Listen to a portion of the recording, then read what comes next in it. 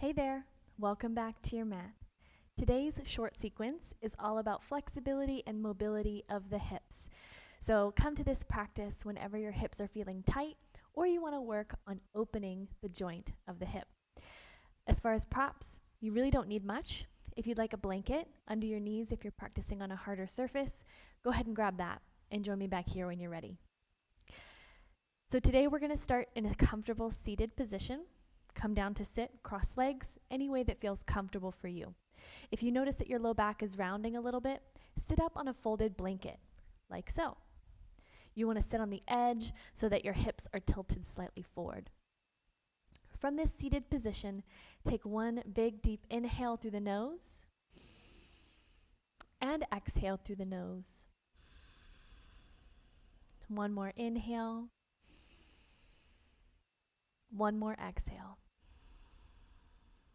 And then take your torso and start to make circular motions with your upper body. Imagine that your body was like a ladle stirring a pot of soup. We just want to move the upper body around in a circular motion so that we can start moving in to the hips, start lubricating the areas of the hips. So take a few more rounds, just like this. And then when you're ready, reverse your direction, making circles in the opposite way. Slow down your breathing. Move with your breath. Allow this to feel really good. So do whatever you need to do to make sure that this movement feels nice. One more, and then come back to center. As you inhale, grow the spine up towards the ceiling. As you exhale, start to hinge forward from the hips, not the waist. So keep the spine long and neutral as you hinge forward, walking the hands forward on the ground to come into a seated forward fold. This is just a gentle stretch in the low back, in the area of the glutes.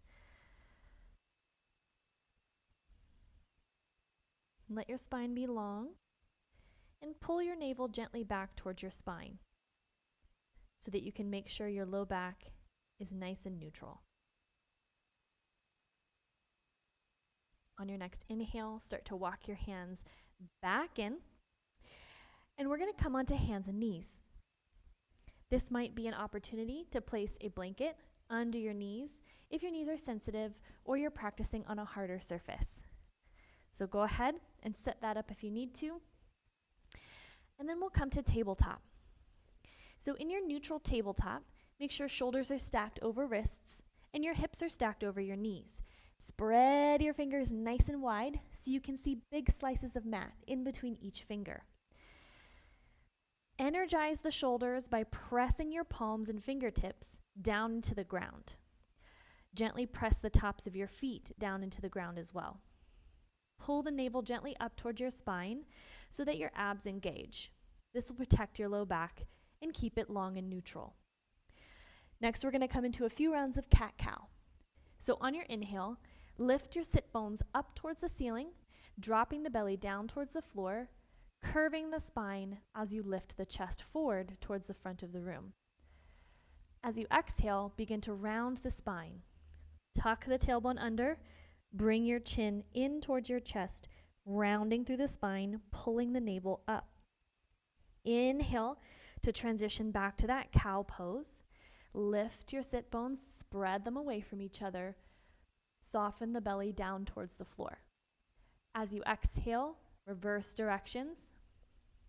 Lengthen the tailbone down. Spread the shoulder blades. Press the floor strongly away. Inhale. Cow pose. You can play with tucking the toes if that feels nice in your body. Exhale, untuck the toes. Cat pose. Round, round, round. Hug that belly button up and in. One more time. Inhale. Cow pose. Lift your tailbone. Send your heart forward. Keep pressing through the palms. Exhale, round. Cat pose. Great. Come back into your neutral tabletop position, and then we're going to take a few variations on cat-cow. So to begin, take your knees together so that the insides of your knees kiss against each other. And then take your feet a little bit wider. You may need to adjust this to make sure that it feels good in your body. What we want here is an internal rotation of the femur bone within the hip socket. Once you have this positioning, arms and hands are in the same location, we're going to do a few more rounds of cat-cow. So inhale, lift your tailbone. You may find that your range of motion is a little bit more limited, which is okay. Exhale, cat pose. Chin into chest, lengthen the tailbone down. Inhale, cow pose. Notice how this feels differently in your body and in the area of your hips. Exhale, cat pose. 2 more rounds at your own pace.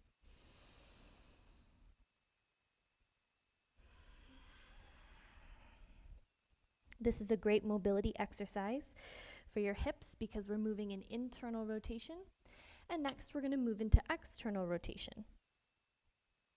On your next inhale, make your way back to center and bring the legs back into neutral. And then we're going to come into external rotation. So, bring the big toes together and the knees wide, like so. So you're bringing the femur bone into external rotation. And again, we're going to take a few more rounds of cat-cow.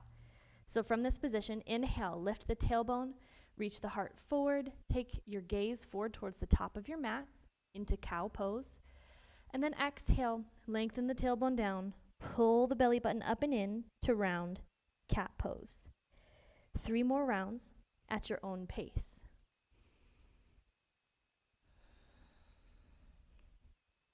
Observe how this feels different in your body than the 2 rounds that we previously did.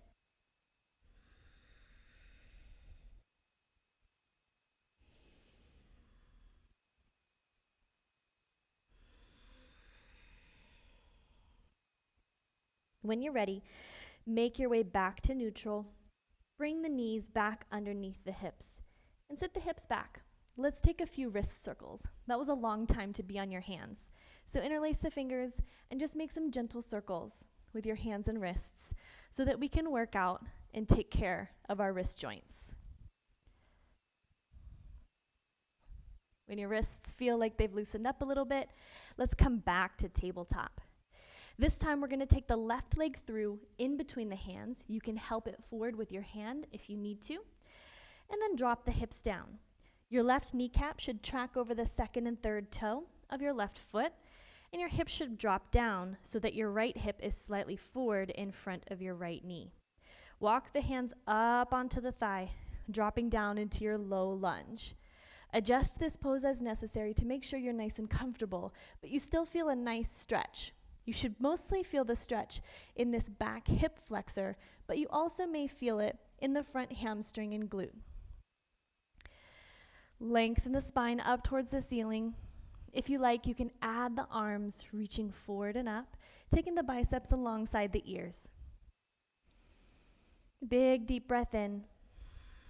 Let the hips sink down a little bit lower if it's available to you.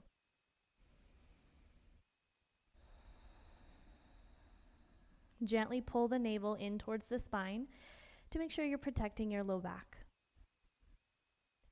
And then on your exhale, bring the hands back down to frame the left foot. Heel toe this left foot to the outside edge of your mat, bringing both hands inside. Now you can let the hips drop down once more to come into lizard pose. Notice how this feels a little bit different. You may feel the stretch more in your inner thigh. If you like, you can stay here up on the hands. If it's in your practice, you can come down onto the forearms, whatever feels good for you. One variation I like with lizard pose is to roll onto the pinky toe side of my left foot. Now you start to feel a really strong stretch through the inner thigh and groin area. Try to keep your shoulders and hips square down towards the mat best you can. One more deep breath. And then start to bring that left knee back in if you had opened up. And then heel toe that left foot back between the hands. Now this is going to be a little bit of a transition. We're moving into pigeon pose. So you may need to take the left foot slightly back so that you could bring the left knee behind the left wrist, bringing the left shin at a diagonal. Walk that right leg back until you feel comfortable. Now, if this is a very strong stretch for you, grab a bolster, pillow, or block to wedge underneath your left seat. If it's still too strong of a stretch, go ahead and flip on over to your back and come into figure 4 instead, crossing your left ankle over your right thigh and pulling that right thigh in. You'll still get the same stretch as pigeon pose, just without the pressure of the floor. So wherever you are, get comfortable in your variation of the stretch, whether you're in figure 4, supported pigeon pose, or regular pigeon. You can come down onto your forearms as long as you can have a long neutral spine without rounding through the back. Take 1 or 2 more breaths here. And then on your next inhale, begin to walk the hands in as we transition through to the other side. Tuck your right toes under, lift the right knee, hug that left leg up and in as you send it back, coming back into that neutral tabletop position. Let's switch sides. Take your right leg through, in between the hands, into low lunge. Stacking your right knee over your right ankle so the shin is perpendicular to the ground. When you're ready, walk the hands up onto the thigh or bring the arms forward and up to come into low lunge, Anjaneyasana. Long spine here. Broaden through the chest and collarbones. Soften your gaze, soften your jaw. Make sure the inside of your mouth is relaxed as well. On your next exhale, bring the hands down to frame the right foot, and then heel toe the right foot to the right outside edge of your mat. You can stay on the bottom of your foot, up on your hands, or down on your forearms, or you can roll onto the pinky toe side of the right foot to come into this lizard variation. Breathe here, finding your long spine. As you exhale, gently pull the navel up and in. See if you can get a little bit longer. Notice how this feels in your hips. If you're feeling really uncomfortable or your breath has shortened, back out of the pose a little bit.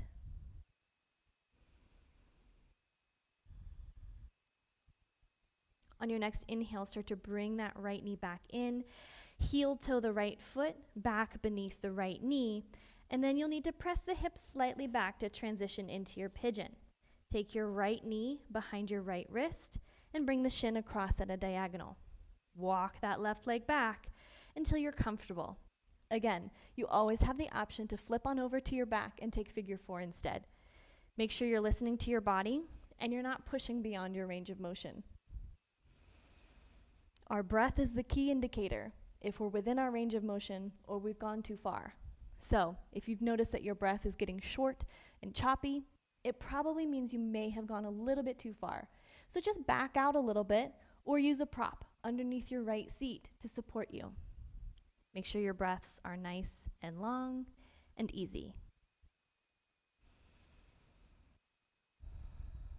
You do want to feel a stretch, but you want to be able to breathe through that stretch. Great job. On your inhale, start to transition out of the pose. So tuck the left toes under, lift the left knee up off the ground, and then slowly slide that right leg back to return to tabletop position. And then you'll transition onto your seat, coming into Dandasana or staff pose with the legs straight out like so. What we're going to do next is a little bit of a mobility exercise. So I want you to take your left leg, keep that right leg active, bring the left knee into your chest, hugging it in with your hands. And then extend that left leg out, hovering the heel over the ground. Pull it back in and extend it. Pull it in and extend. Make sure you're keeping your core engaged. Belly button is pulled in so that your low back is protected here and you're not rounding. One more time. Pull it in and extend. Relax the leg down.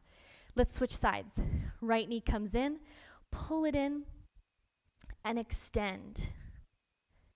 Pull it in and extend. Right now we're working into our hip flexors.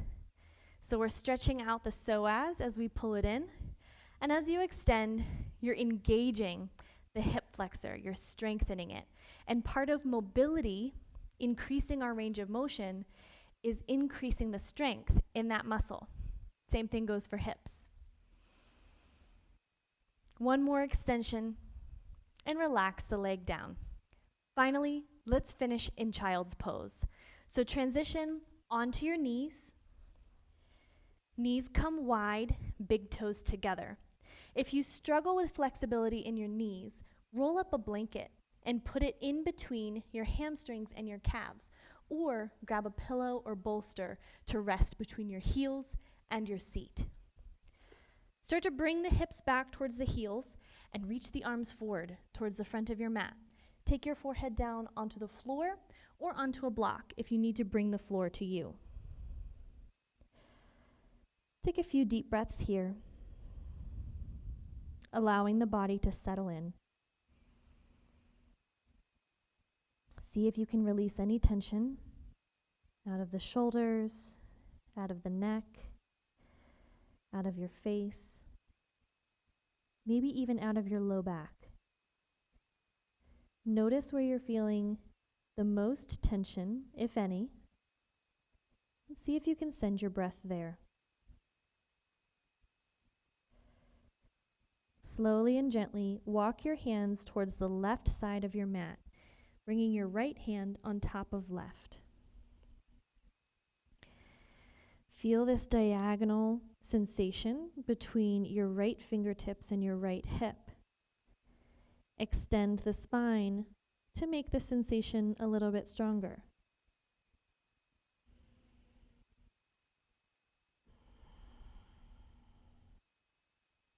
One more breath. And then on your inhale, walk the hands back to center and then over to the right side of your mat, bringing the left hand over the right. Draw the left hip back as you reach the left fingertips forward. Take a deep breath in to whatever space needs your breath the most.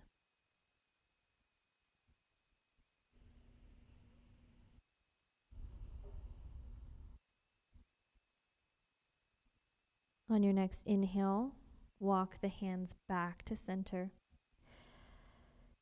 Take a soothing exhale here. And then inhale to walk the hands back in. So come up.